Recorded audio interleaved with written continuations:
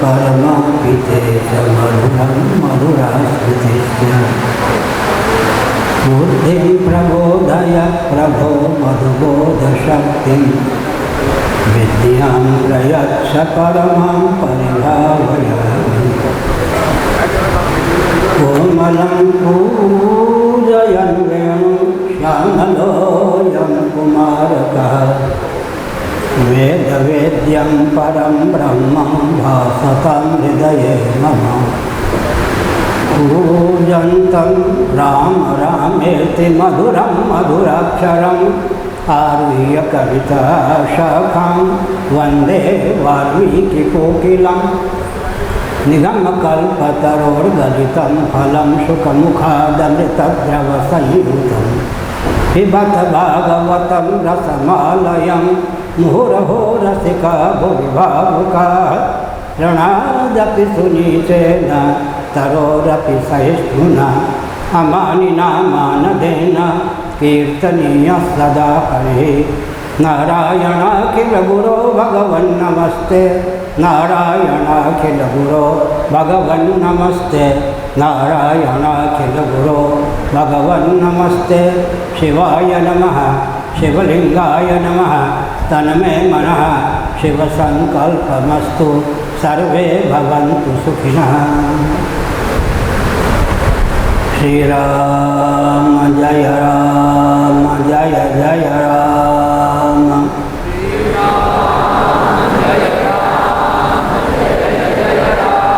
श्रीराम जय जय राम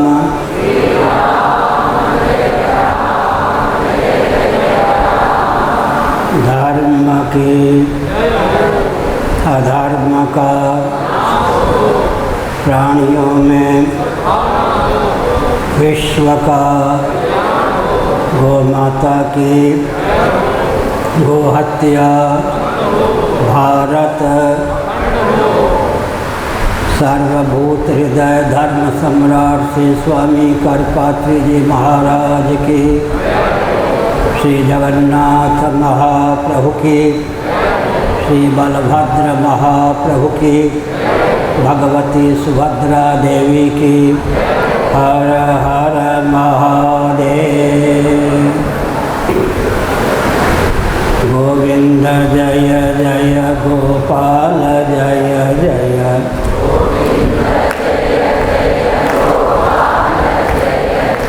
राधा रमण हरि गोविंद जय जय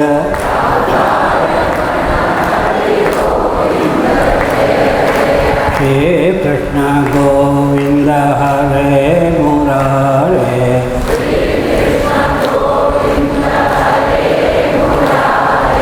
हे नाथ नारायण वासुदेव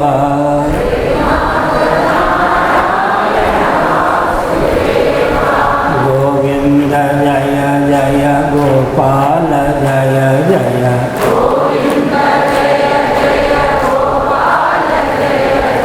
राधा रमण हरि गोविंद जय जय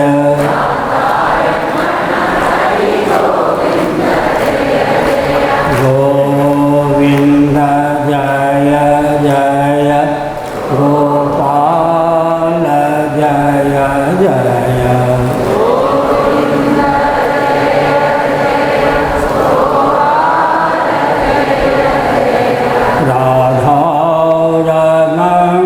रमण हरि गोविंद जय जय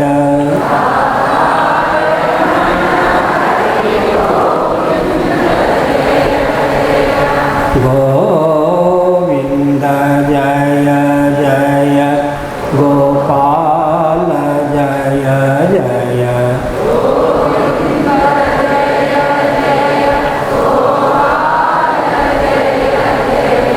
राधा रमण हरि गोविंद जय जय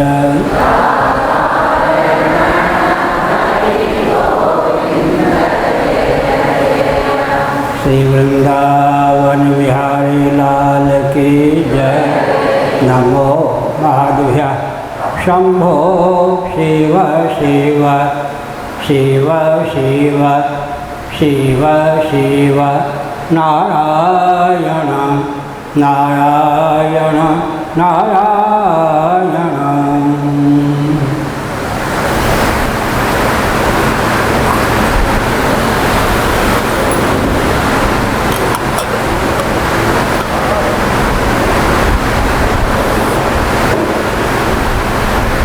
सज्जनों, क्या भारत है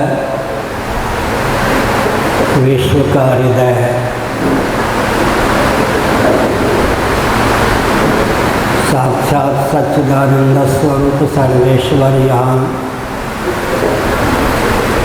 अवतार लेते हैं। जगदीश्वरी जगत जननी भी यहाँ अवतार लेती हैं। सनातन धर्म में आस्थानित मातृशक्ति को यहाँ यह अधिकार प्राप्त है कि वे भक्ति और तप के बल से साक्षात जगदीश्वर को भी जन्म दे सकती हैं, जगदीश्वरी को भी जन्म दे सकती हैं। भारत का अर्थ होता है ज्ञान प्रकाश में निरंतर संलग्न, वेदादि शास्त्रों का अनुशीलन करने पर यह तथ्य सिद्ध होता है कि धर्म और ब्रह्म ही वेदों का परम तात्पर्य मान्य है। पूर्वोत्तर मीमांसा के माध्यम से वेदों का तात्पर्य महानुभावों ने व्यक्त किया। पूर्व मीमांसा का प्रारंभ था तो धर्म जिज्ञासा इस सूत्र से होता है। उत्तर मीमांसा का प्रारंभ अथा तो ब्रह्म जिज्ञासा इस सूत्र से होता है। जिसके जीवन में धर्मनिष्ठा नहीं, भगवत भक्ति रूपा ब्रह्मनिष्ठा नहीं, प्रामाणिक रीति से विचार करने पर उसका जीवन कभी सार्थक हो सकता नहीं। इसलिए श्रीमद् भागवत का उद्घोष है जीवस्य तत्व जिज्ञासा। आप जीविका की उपेक्षा मत कीजिए, पर ध्यान रखिए जीविका जीवन के लिए हो, कहीं जीवन ही जीविका के लिए न हो जाए। जीविका है जीवन के लिए, जीवन जीविका के लिए नहीं है। जीवन है जीवन धन जगदीश्वर की अभिव्यक्ति या प्राप्ति के लिए। अनुवाद करेंगे कैसे?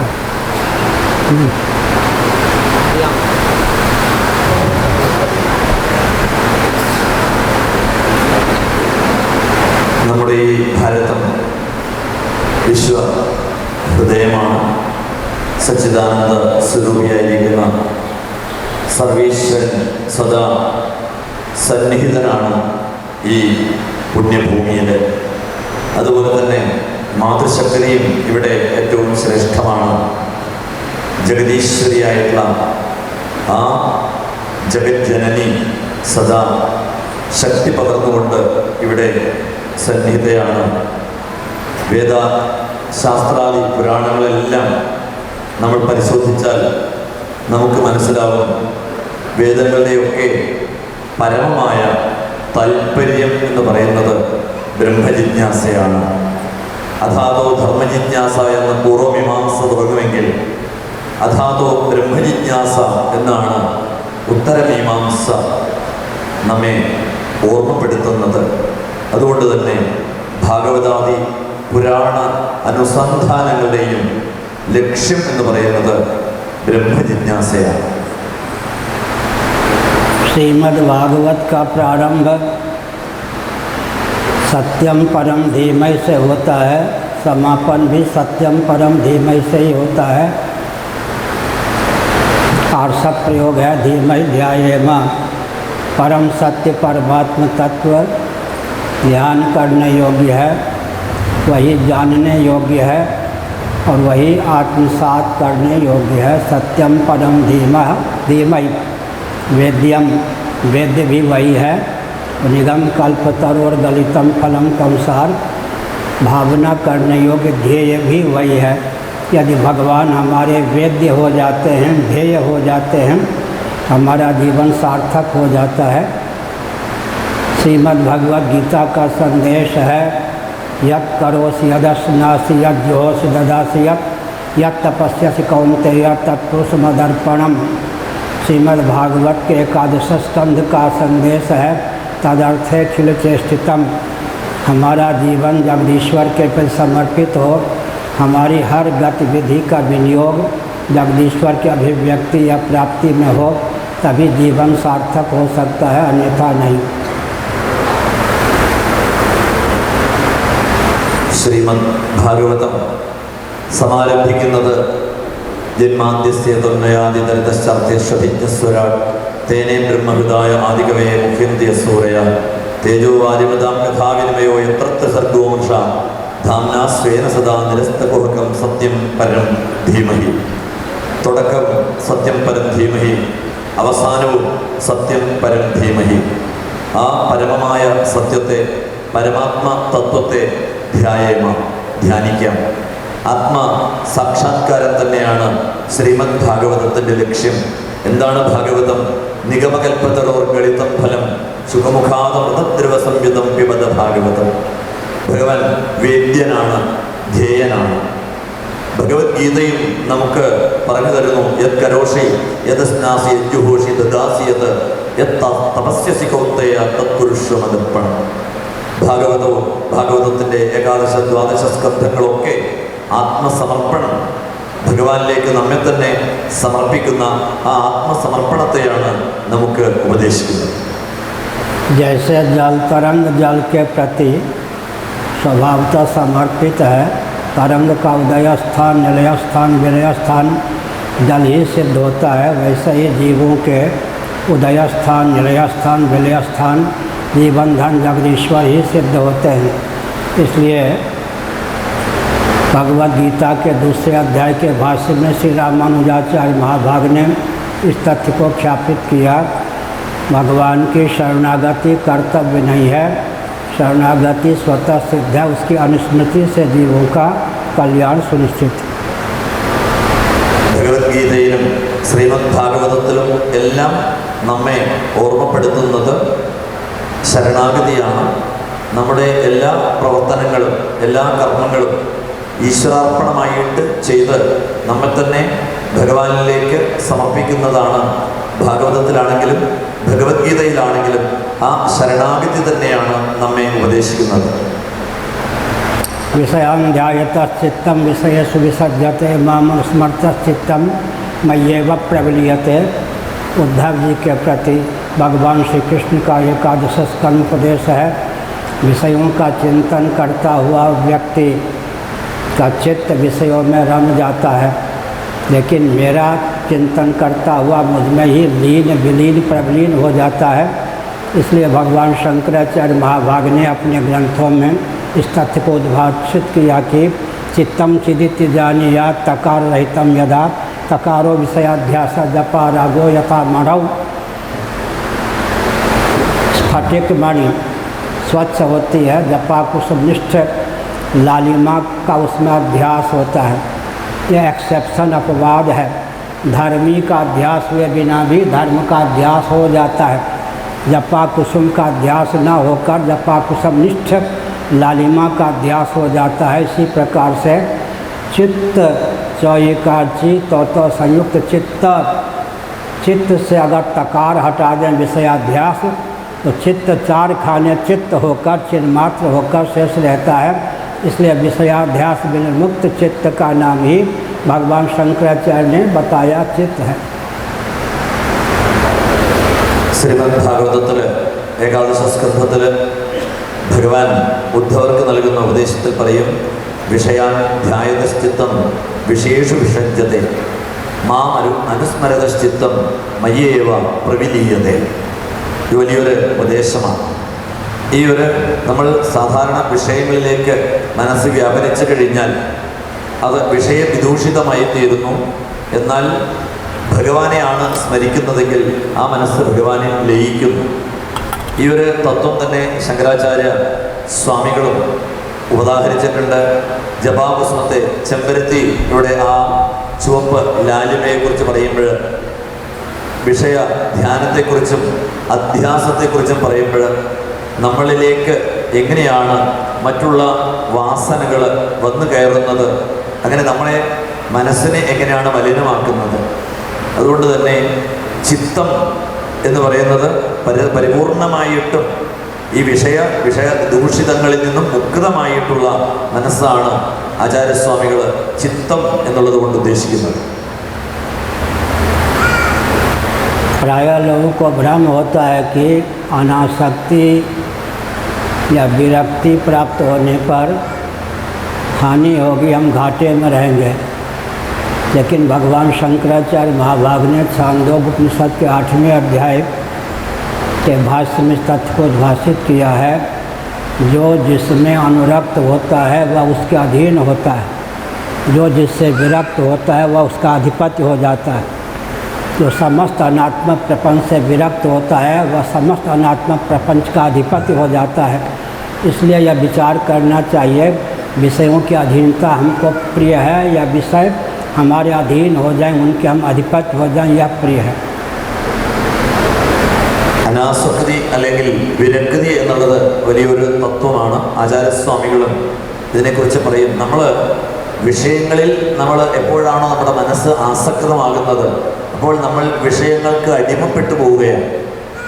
എന്നാൽ നമ്മൾ വിഷയങ്ങളിൽ വിരക്തി നേടിക്കഴിഞ്ഞാൽ നമ്മൾ അതിൻ്റെ എല്ലാറ്റിൻ്റെയും അധിപതിയായിട്ട് മാറുകയാണ്. അതുകൊണ്ട് തന്നെ നമ്മൾ അനാസക്തി അല്ലെങ്കിൽ വിരക്തി ആണ് നമ്മൾ ശീലിക്കേണ്ടത്. आज जो देवराज इंद्र के पद पर प्रतिष्ठित हैं, कभी वे मर्त्य लोक में, बृहद भारत में, सतकुल में, मानसिक याग में अधिकृत थे। उन्होंने विधिवत वेदादि शास्त्र सम्मत 100 अश्वमेध याग का अनुष्ठान किया, शतक्रतु हुए, जिसके प्रभाव से वे आज देवराज इंद्र के पद पर प्रतिष्ठित हैं।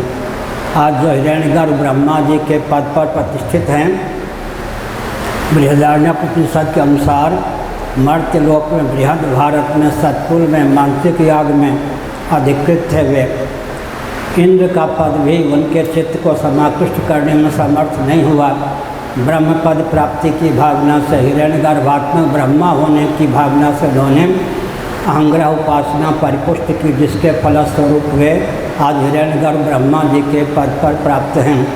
हमको आपको वह अधिकार प्राप्त है कि वेदादि शास्त्र सम्मत कर्म और उपासना का आलम्बन लेकर इंद्र, वरुण इत्यादि दिक्पाल हो सकते हैं, हिरण्यगर्भात्मक ब्रह्मा भी हो सकते हैं। कदाचित इन सब पदों के प्रति हमारा चित्त इनके महत्व को जानने पर भी समाकृष्ट न हो, विषय विमुख हो, तो साक्षात जगदीश्वर भी जीवन काल में हमको आत्मत्वेन और आत्मी के रूप में उपलब्ध हो सकते हैं। सदा सुलभ जगदीश्वर हमारे आत्मी भी हैं, आत्मस्वरूप भी हैं। पहले आत्मीय होकर मानकर फिर आत्मस्वरूप मानकर भगवान की उपासना से कृतार्थता संभव है। ഉപാസനകളിലൂടെ നമുക്ക് ഏത് പദത്തിലേക്ക് വേണമെങ്കിലും എത്തിച്ചേരാം. ഉപാസനകളിലൂടെ തന്നെ ഇന്ദ്രപദത്തിലും ബ്രഹ്മപദത്തിലും എത്തിച്ചേരാൻ നമുക്ക് സാധിക്കും. എന്നാൽ അങ്ങനെയുള്ള ഏതെങ്കിലും തുച്ഛ സ്ഥാനമാനങ്ങൾക്ക് അല്ലാതെ നമ്മൾ ഭഗവത് ഉപാസന ചെയ്തു കഴിഞ്ഞാൽ സാക്ഷാൽ ഭഗവത് പദ പ്രാപ്തിയിലേക്ക് നമുക്ക് എത്തിച്ചേരാൻ സാധിക്കും. ശ്രദ്ധയോടുകൂടിയിട്ടുള്ള ഉപാസനയിലൂടെ, തപസ്സിലൂടെ നമുക്ക് നമ്മുടെ മനസ്സിലുള്ള ആഗ്രഹങ്ങളെയൊക്കെ ജയിച്ചു കഴിഞ്ഞാൽ ഈ ഇന്ദ്രപദമല്ല, ബ്രഹ്മപദമല്ല, അതിലുമുപരിയായിട്ടുള്ള ഭഗവത് പദമാണ് നമ്മൾ നേടേണ്ടത്, എത്തിച്ചേരേണ്ടത് എന്നുള്ള തലത്തിലേക്ക് നമുക്ക് ഉയരാൻ സാധിക്കും.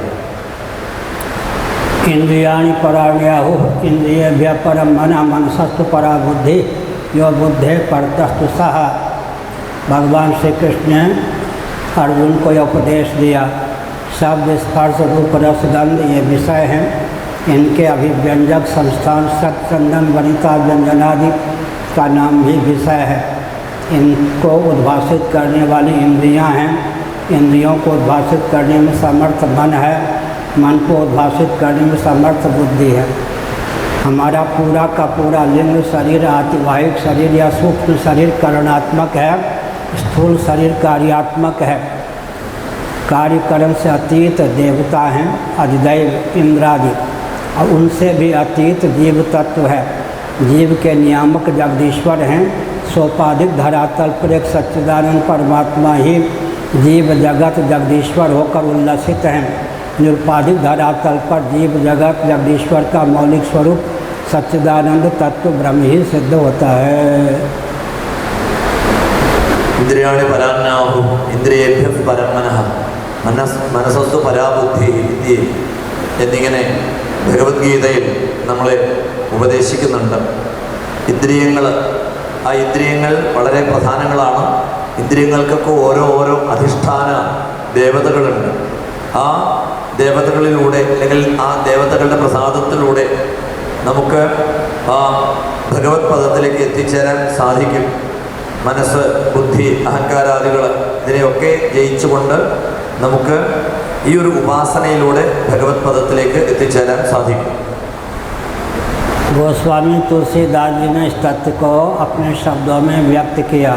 विषय कारण सुर जीव समेता, सकल एकते एक सचेता, सबकर परम प्रकाशक जोई, राम अनादि अवधिपति सोई।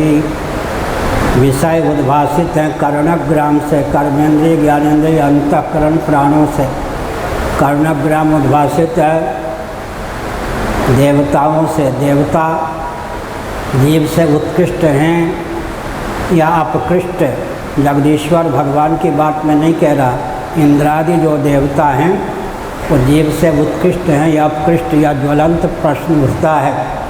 अगर देहेंद्रीय प्राणांतःकरण में समासक्त हम न हों तो विचार करने पर यही तथ्य सिद्ध होता है कि कोई जीव ही वेदादि शास्त्र सम्मत कर्मोपासना के फलस्वरूप कालांतर में देवता होता है। आसन से मत डोल रहे तो पिए मिलेंगे, मीराबाई ने कहा। हमारा मौलिक स्थान अधिदैव से ऊंचा है। जीव से उत्कृष्ट, जीव को भी उद्भासित करने वाले जीवन धन जगदीश्वर हैं। जीव जगत और जगदीश्वर तीनों का मौलिक स्वरूप सच्चिदानंद तत्व है। उसको जो आत्मस्वरूप जानते हैं उन्हीं का जीवन कृतार्थ होता है। वही भव सिंधु को तरने में समर्थ होते हैं। जन्म और मृत्यु का नादि अजस्र परंपरा का आत्यंतिक उच्छेद करने में वही कुशल और समर्थ होते हैं। ജീവ ജഗത് ജഗദീശ്വർ, ഈ മൂന്ന് ഘടകങ്ങൾ വളരെ പ്രധാനമാണ്. ഈ ജീവ ജഗത് ജഗദീശ്വര തത്വ അവധാനത്തിലൂടെ നമുക്ക് ജനനത്തെയും മരണത്തെയും രണ്ടിനെയും ജയിച്ചുകൊണ്ട് നമുക്ക് ആ തത്വജ്ഞാനത്തിലേക്ക് അല്ലെങ്കിൽ ആ കൈവല്യത്തിലേക്ക്, മുക്തിയിലേക്ക് എത്തിച്ചേരാൻ സാധിക്കും. विद्यारण्य स्वामी के द्वारा विरचित पंचदशी नामक ग्रंथ है। उसके प्रथम प्रकरण में उन्होंने इस तथ्य को उद्भासित किया कि त्रिगुणात्मिका प्रकृति या माया है। सच्चिदानंद तत्व को वही तीन रूपों में महास्वर के प्रारंभ में अभिव्यक्त करती है। विशुद्ध सत्वात्मिका माया के योग से ब्रह्म जगदीश्वर होता है। मलिन सत्वात्मिका विद्या के योग से ब्रह्म जीव होता है। तमः प्रधाना प्रकृति के योग से परमेश्वर सच्चिदानंद तत्व जगत होता है। जीव जगत जगदीश्वर तीनों रूपों में माया ही एक ब्रह्म तत्व को उद्भासित करती है। जो व्यक्ति जीव जगत जगदीश्वर का मौलिक स्वरूप सच्चिदानंद ब्रह्म को ही समझता है वह जन्म और मृत्यु पर विजय प्राप्त कर लेता है। ജീവ ജഗത് ജഗദീശ്വരൻ, ഇത് മൂന്നിൻ്റെയും മൗലിക തത്വം സർവീശ്വരനാണ്, പരമാത്മ ചൈതന്യമാണ് എന്ന് നമ്മൾ എപ്പോഴാണോ തിരിച്ചറിയുന്നത്, വിദ്യാരണ്യ സ്വാമികൾ തൻ്റെ പഞ്ചദശി എന്ന പ്രകരണ ഗ്രന്ഥത്തിൽ ആദ്യം തന്നെ മായയെക്കുറിച്ച് വളരെ വിസ്തരിച്ച് പറഞ്ഞുകൊണ്ട് നമ്മെ ബോധ്യപ്പെടുത്തി തരുന്നത് ഈ ജീവ ജഗത് ജഗദീശ്വര മൗലിക തത്വത്തെ അറിയുന്നതിലൂടെയാണ് നമുക്ക് പരമാത്മ തത്വത്തിലേക്ക് എത്തിച്ചേരാൻ സാധിക്കുക. जो व्यक्ति इस तथ्य को ठीक ठीक हृदयंगम कर लेता है वह जगत को नियंत्रित करने में जगदीश्वर की भावना के अनुसार समर्थ होता है। इसलिए भगवद गीता में भगवान श्री कृष्णचंद्र का 5वें अध्याय में संदेश है, यही वितर्जिता सर्गो ये शाम साम्य स्थितम मन निर्दोषम समम ब्रह्म तस्मात् ब्रह्मण ते स्थिता है। उन्होंने जीवन काल में ही पुनर्भव पर विजयश्री प्राप्त कर ली, जिनका मन सकल सदोष विषम अनात्मक प्रपंच से उपरत होकर निर्दोष असम परमात्मा ब्रह्म में सन्निहित हो गया। ഭഗവത്ഗീതയിലെ 5ാമത്തെ അധ്യായത്തിൽ ഭഗവാൻ എങ്ങനെയാണ് ഈ ജീവതത്വം ഭഗവത് തത്വമായിട്ട് മാറുന്നത്, അതിനുള്ള ഉപാസന എന്താണ്, അതിനുള്ള വിധി എന്താണ് എന്ന് വ്യക്തമാക്കിക്കൊണ്ട് നമുക്ക് ഭഗവത് തത്വത്തിലേക്ക് എത്തിച്ചേരുവാനുള്ള മാർഗം എന്ത് എന്ന് ഭഗവാൻ ഭഗവത്ഗീതയിൽ നമ്മെ ഉപദേശിച്ചു തന്നിട്ടുണ്ട്. नास्तिकता की धारा में बहने वाला व्यक्ति भी प्रामाणिक रीति से निरीक्षण परीक्षण करे तो जो भी कार्य प्रपंच आचित है वह सदोष विषम अवश्य है, इसी निष्कर्ष पर पहुँचेगा। लेकिन एकमात्र भगवान ही निर्दोष असम है, तो सकल सदोष और विषम अनात्मक प्रपंच से मन को कर्षित कर निर्दोष असम परमात्मा में ही सन्निहित करने में सफल हैं। उन्हीं का जन्म लेना सार्थक है, अन्यों का नहीं। इसलिए भगवान ने कहा यही वितर्जित सर्गो ये सम साम्य स्थितम मन निर्दोषम समम ब्रह्म तस्मात् ब्रह्मण ते स्थिता है। उन्होंने जीवन काल में ही पुनर्जन्म पर विजयश्री प्राप्त कर ली, जिनका मन सकल सदोष विषम अनात्मक प्रपंच से उपरत होकर निर्दोष असम मुझे ब्रह्म में सन्निहित हो गया। ഭഗവത്ഗീതയിലെ ഭഗവാൻ നമുക്ക് ഉപദേശിച്ചു തരുന്നത് ഒരു നാസ്തികനായാലും ഒരു യുക്തിവാദിയായാലും ഈ ഒരു തത്വജ്ഞാനത്തിലൂടെ മൗലികത്വത്തെക്കുറിച്ച് അറിയുന്നതിലൂടെ ജീവജഗത് ജഗതീശ്വര മൗലികത്വ ജ്ഞാനത്തിലൂടെ ഭഗവത് പദത്തിലേക്ക് എത്തിച്ചേരാൻ സാധിക്കും. ജീവ ജഗത് ജഗതീശ്വര തത്വജ്ഞാനത്തിലൂടെ ഒരു നാസ്തികനും ഭഗവത് പദത്തിലേക്ക് എത്തിച്ചേരാൻ സാധിക്കുമെന്ന് ഗീതയിൽ നമ്മെ ഉപദേശിക്കുന്നു. विचार करने पर कोई भी ऐसा जीव नहीं जो ईश्वर को न मानता हो। अनीश्वरवादी केवल शब्द ही है। वस्तुतः कोई भी जीव ईश्वर को न मानता हो यह सिद्ध नहीं होता। योग दर्शन के अनुसार शब्द ज्ञानानुपाति वस्तु शून्यो विकल्प है। शश सिंह खरगोश के सिंह बंध्यापुत्र केवल शब्द हैं, कोई वस्तु विशेष या व्यक्ति विशेष का नाम नहीं। इसी प्रकार विचार करें तो कोई ऐसा व्यक्ति नहीं है जो ईश्वर के अस्तित्व को न माने, क्योंकि जीव की जो चाह का सचमुच विषय है उसी का नाम जगदीश्वर है। जीव क्या चाहता है? असतोमा सद्गमय तमसोमा ज्योतिर्गमय मृत्योरमा अमृतम गमय। जो कुछ अनित्य है, जो कुछ अचित है, जो कुछ वेदना है, ताप है, दुख है, उसे अतिक्रांत होकर सच्चिदानंद स्वरूप होकर ही शेष रहूं। जीव की चाह का जो सचमुच विषय है उसी का नाम जगदीश्वर है। अतः प्रामाणिक रीति से विचार करने पर कोई भी जीव जगदीश्वर का खंडन कर ही नहीं सकता, क्योंकि उसकी चाह के विषय का नाम ही जगदीश्वर है। നാസ്തികന്മാരെ ഈശ്വരൻ ഇല്ല എന്ന് പറയുന്ന അനീശ്വരവാദികൾ യഥാർത്ഥത്തിൽ തത്വചിന്തയിലേക്ക് പ്രവേശിക്കാത്തത് കൊണ്ടാണ്. യഥാർത്ഥത്തിൽ തത്വ ചിന്താത്മകമായിട്ട് നമ്മൾ വിചിന്തനം ചെയ്തു കഴിഞ്ഞാൽ മനസ്സിലാകും എല്ലാറ്റിൻ്റെയും അധിഷ്ഠാനം ആ ജഗദീശ്വരനാണ്. ആ ജഗദീശ്വരനോടുള്ള പ്രാർത്ഥന തന്നെയാണ് അസതോമ സദ്ഗമയ തമസോമ ജ്യോതിർഗമയ മൃത്യോർമ അമൃതം ഗമയ എന്നുള്ള പ്രാർത്ഥന. അതുകൊണ്ട് തന്നെ ആർക്കും ഈ ഒരു തത്വത്തെ മനസ്സിലാക്കി കഴിഞ്ഞാൽ ഈശ്വരൻ്റെ അസ്തിത്വത്തെ ഒരിക്കലും ഖണ്ഡിക്കുവാൻ സാധ്യമല്ല. प्रत्येक अंश स्वभावतः अपने अंशी की ओर समाकृष्ट होता है। यह दार्शनिक, वैज्ञानिक और व्यावहारिक तथ्य है। ममई वांशो जीवलोके जीवभूत सनातन है। भगवद गीता के 15वें अध्याय में भगवान श्री कृष्णचंद्र का यह संदेश है। वृक्षादि हैं पृथ्वी के कार्य पार्थिव, उनमें संलग्न पत्र पुष्प फल इत्यादि उद्गम स्थान से च्युत होते हैं, पृथ्वी की ओर ही समाकृष्ट होते हैं। जल की धारा महोदध समुद्र की ओर ही समाकृष्ट होती है। अग्नि की ज्वाला नभोमंडल में विद्यमान आदित्य की ओर ही समाकृष्ट होती है। व्यष्टि प्राण पवन समष्टि प्राण पवन की ओर ही समाकृष्ट होता है। घटाकाश के आकर्षण का विषय महाकाश ही है। इसी प्रकार हम जीवों के आकर्षण के केंद्र का नाम ही जगदीश्वर है। ജഗദീശ്വരനെ അല്ലെങ്കിൽ ആ തത്വത്തെ ആർക്കും ഖണ്ഡിക്കാൻ സാധ്യമല്ല. ഗീതയിൽ ഭഗവാൻ തന്നെ പറയും, മമൈവാംശു ജീവലോകേ ജീവഭൂത സനാതന, സകല ജീവജാലങ്ങളിൽ നിറഞ്ഞു നിൽക്കുന്നത് ഞാൻ തന്നെയാണ്. യഥാർത്ഥത്തിൽ ഓരോ തത്വം എടുത്തു കഴിഞ്ഞാലും ഇവ ജല പ്രവാഹങ്ങളെല്ലാം സമുദ്രത്തിൽ ചെന്ന് ചേരുന്നു. അതുപോലെ തന്നെ അഗ്നിജ്വാലകൾ, അഗ്നിശിഖകൾ ആ സൂര്യനിൽ ചെന്ന് ചേരുന്നു. ഇതുപോലെ എല്ലാം ഓരോന്നും നമ്മൾ പ്രത്യേകം എടുത്തു നോക്കിക്കഴിഞ്ഞാൽ എല്ലാം വ്യഷ്ടിയിൽ നിന്ന് സമഷ്ടിയിലേക്ക് ലയിച്ചു ചേരുന്നതായിട്ട് നമുക്ക് മനസ്സിലാക്കാൻ സാധിക്കും. श्रीमद् भागवत की चर्चा हो रही थी। श्रीमद् भागवत में तत्व को परिभाषित किया गया है। वदन्ति तत्तत्त्वविदस्तत्त्वं यद् ज्ञानमद्वयं ब्रह्मेति परमात्मेति भगवानिति शब्दते। यत् अद्वयं ज्ञानम तत्तत्त्वम्, अद्वय ज्ञान का नाम तत्व है। श्रीमद् भागवत के 12वें स्कंद में दृष्टिकोण दिया गया है। एक तेजो द्रव्य तेज, वही अधिभूत रूप होकर अध्यात्म नेत्र होकर दैव सूर्य होकर उद्भासित होता है।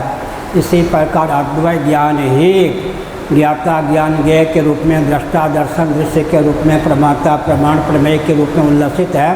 सृष्टि के मूल में जो तत्व है उसी में जिसकी आत्मबुद्धि होती है वह जन्म और मृत्यु पर विजय प्राप्त करने में जीवन काल में समर्थ होता है। ശ്രീമദ് ഭാഗവതത്തിലും ഇതേ ഒരു തത്വത്തെ തന്നെയാണ് പ്രതിപാദിക്കുന്നത്. വദന്തി തത്വവിദഃ യജ്ഞാനമദ്വയം ബ്രഹ്മേതി പരമാത്മേതി ഭഗവാനിതി ശബ്ദത്തെ എന്ന് ശ്രീമദ് ഭാഗവതത്തിൽ പറയുന്നത് ഈ ഒരു അദ്വയമായ രണ്ടെന്നില്ലാത്തതായ ആ ഒരു പരമാത്മ തത്വത്തിൻ്റെ സദ്ഭാവത്തെക്കുറിച്ചാണ്. 12वें स्कंद उदाहरण दिया गया। एक ही तेजो द्रव्य है, तेज है, अग्नि है, अधिभूत रूप होकर अध्यात्म नेत्र होकर दैव सूर्य होकर उल्लसित है। ऐसे ही एक अखंड विज्ञान ज्ञाता ज्ञान ज्ञेय के रूप में उल्लसित है। अखंड दृष्टि ही दृष्टा दर्शन दृश्य के रूप में उल्लसित है। सृष्टि के मूल में जो तत्व है उसमें जिसकी आत्मबुद्धि हो जाती है वह जन्म और मृत्यु से अतिक्रांत होकर सच्चिदानंद स्वरूप सर्वेश्वर होकर ही शेष रहता है। ആ തത്വത്തെ, അദ്വൈതജ്ഞാനത്തെ അറിയുന്നതിലൂടെയാണ് നമുക്ക് ആ പരമാത്മ തത്വത്തിലേക്ക്, പരമാത്മ ചൈതന്യത്തിലേക്ക് എത്തിച്ചേരുവാൻ സാധിക്കുക. അതുതന്നെയാണ് മാനവ ജീവനത്തിൻ്റെ ആത്യന്തികമായിട്ടുള്ള ലക്ഷ്യം. अनादिकाल से पूर्व शरीर को त्यागते समय तक कदाचित हम आप कृतार्थ हो गए होते, निहाल हो गए होते, कृतकृत्य हो गए होते तो हमारा जन्म ही क्यों होता। हम श्री रामकृष्ण आदि के साक्षात अवतार नहीं हैं। हमारा जन्म इस तथ्य को डंके की चोट से सिद्ध करता है कि अनादिकाल से पूर्व शरीर को त्यागते समय तक हम कृतार्थ नहीं हुए। अतः इस जीवन का, मानव जीवन का उपयोग ऐसा करना चाहिए कि जन्म और मृत्यु के अनादि अजस परंपरा का आत्यंतिक उच्छेद हो जाए। देह त्याग के बाद लोकांतरों में गमन न हो, पुनर्भव और उत्क्रमण पर विजय प्राप्त करके ही देह त्याग करें। ഭാഗവതത്തിൽ ഈ പറഞ്ഞ തത്വത്തെ തന്നെയാണ് പുനരഭിജനനം, പുനരഭിമരണം, ഈ പുനർജനനം പുനർമരണത്തിലൂടെയൊക്കെ നമ്മൾ എത്തിച്ചേരുന്നത് ഈ ഒരു തത്വജ്ഞാനത്തിലാണ്. തത്വജ്ഞാനത്തെ ബോധ്യപ്പെടുത്തുന്ന രീതിയിലുള്ള ഉപനിഷത്ത് തത്വങ്ങളിൽ പറഞ്ഞിരിക്കുന്ന എല്ലാ വിഷയങ്ങളും ഭാഗവതത്തിലെ പല പല ശ്ലോകങ്ങളിലായിട്ട് നമുക്ക് കാണാൻ സാധിക്കും. ഇതെല്ലാം നമ്മളെ നയിക്കുന്നത് ആത്യന്തികമായിട്ടുള്ള തത്വജ്ഞാനത്തിലേക്കാണ്. उपनिषद शब्द का अर्थ क्या होता है? भगवान शंकराचार्य जी ने कठोपनिषद के भाष्य में तथ्य को उद्भाषित किया। मृत्यु, जड़ता, दुख का जो आत्यंतिक उच्छेद कर दे उसी का नाम उपनिषद है, जो कि वेदांत है, वेदों का शिरोभाग है। श्रीमद् भगवद गीता और श्रीमद् भागवत के माध्यम से उपनिषदों का तात्पर्य ही अभिव्यक्त हुआ है। नारायण। ഉപനിഷത്തിലുള്ള തത്വങ്ങൾ തന്നെയാണ് ഭഗവത്ഗീതയിലും ഭാഗവതത്തിലുമൊക്കെ നമുക്ക് കാണാൻ സാധിക്കുന്നത്. ശങ്കരാചാര്യസ്വാമികൾ ഉപനിഷത്ത് ഭാഷ്യത്തിലും ഈ ഒരു വിഷയം തന്നെയാണ് പറഞ്ഞിട്ടുള്ളത്. ആ ഉപനിഷത്ത് ഭാഷ്യത്തിൽ ആചാര്യസ്വാമികൾ എന്താണോ, ഏത് തത്വത്തെയാണോ ഉപദേശിച്ചിട്ടുള്ളത് ആ ഒരു തത്വത്തെ തന്നെയാണ് നമുക്ക് ഭഗവത്ഗീതയിലൂടെയും ഭാഗവതത്തിലൂടെയും വ്യക്തമാകുന്നത്. हाँ सुनिए, लोगों को भ्रम है कि हिंदू शब्द कोई बाहर से आया। हिंदकूट, हिंद महासागर, प्राचीन काल से ये दोनों शब्द हैं। मेदिनी, तंत्र, कालिका, पुराण, बृहस्पति आगम, भविष्य पुराण और ऋग्वेद में हिंदू शब्द पहले से ही विद्यमान है। हिंदू भी कहते हैं, हिंदू भी कहते हैं। इंदु सर कन्याकुमारी से लेकर हिमालय तक का क्षेत्र, मानसरोवर तक का क्षेत्र हिंदुस्तान है। और हिंदू का अर्थ होता है जो हीनता, दीनता, दरिद्रता का अपनोदन कर दे। सबके पूर्वज सनातनी वैदिक आर्य हिंदू ही सिद्ध होते हैं। मोहम्मद साहब के पूर्वज कौन थे, ईसा मसीह के पूर्वज कौन थे?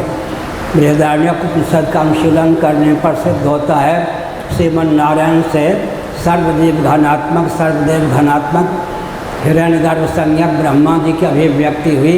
ब्रह्मा जी ने योग बल से स्वयं को मन शत्रुपा के रूप में व्यक्त किया। शत्रुपा ने योग बल से संभावित 84 लाख योनियों में स्त्री शरीर के रूप में स्वयं को व्यक्त किया। मन ने योग बल से 84 लाख योनियों में संभावित पुरुष रूप में स्वयं को व्यक्त किया। श्रीमद् भागवत के दूसरे तीसरे स्कंद का अनुशीलन करने पर मरीचि, कश्यप इत्यादि महर्षियों की धर्मपत्नियों के गर्भ से न केवल गरुड़, शेषनाग देवता, धनुष, बल्कि स्थावर, तरुलता, गुल्म इत्यादि प्राणी भी उत्पन्न हुए।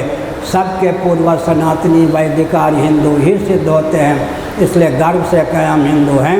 हीनता, दीनता, दरिद्रता का अपनोदन करें और पूरा विश्व हिंदुस्तान के रूप में उद्भासित हो, इस प्रकार का संकल्प लेकर क्रियान्वित करें। हर हर महादेव। ഹിന്ദു എന്നുള്ള ശബ്ദം വളരെ കാലത്തിന് ശേഷം ഉണ്ടായതാണ്.